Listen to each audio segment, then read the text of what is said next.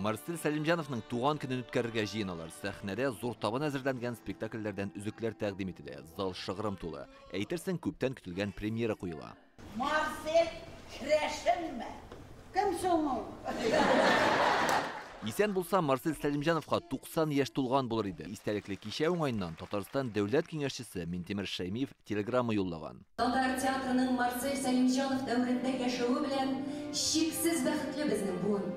Өметле, талантлы, тынгысыз яшь режиссерның күренекле, олпат, дахи режиссерга әверелешен үз күзләребез белән күргән һәм тойган тамашачыларбыз. Сәхнәнең иң түрендә атаклы режиссерның сурәте куелган. Ул бу тамашаны күзәтеп торасыман. Аның чирдашлары якты хатирәләрне яңарта.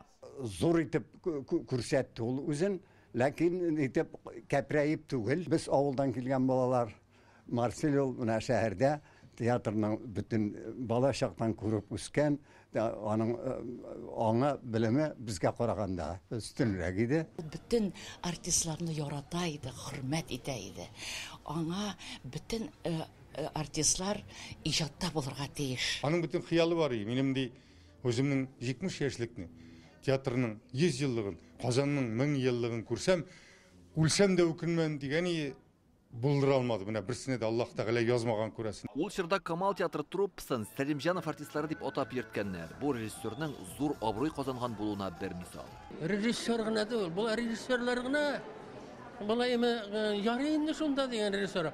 Бу тылык моны белән кантарлы режиссер. Марсель Сәлимҗанов сәнгать дөньясында гаять зур эз калдырган шәхес. Әсәрне сайлап ала белүе, сәхнәгә кую осталыгы, тоемлавы, актерлар белән уртак тел табуы зур талант. Ул Камал театрында үз традицияларын булдырган, аларны хәзер дә дәвам итәләр. Аның эше дәвам итә. Һәм бу минем өчен һәм аның өчен әгәр дә ул исән булса, ул бик шатланыр иде, бик сөенер иде. Чөнки менә әйткән сүзе бар аның театрда гел тормыш кайнап торган тиеш. Марсель Сәлимҗанов киң кырлы шәхес, юридик һәм театраль белеме булган. Моннан тыш ул әле көчле спортчы да. Фехтование буенча ил дәрәҗәсендәге чемпионлыкка ирешкән.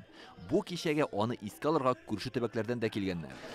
Миңа 110 яшь мин Марсельдән ата. Марсель агай ул театр дөньясында легенда, чөнки без әле институтта, Өфө сәнгать институтында театраль факультетта укыган вакытта уларның гастрольгә килгән спектакльләрен без курс белән барып карый идек. Марсель Хәкимулла Сәлимҗанов театрда 36 ел эшләгән. Шул вакыт içендә ул 88 спектакль куйган. Алар арасында легендар Әлдермештән Әлмәндәр, Әни килде, Гөргөри кияүләре, Зәңгәршәл һәм башкаларын санарга мөмкин.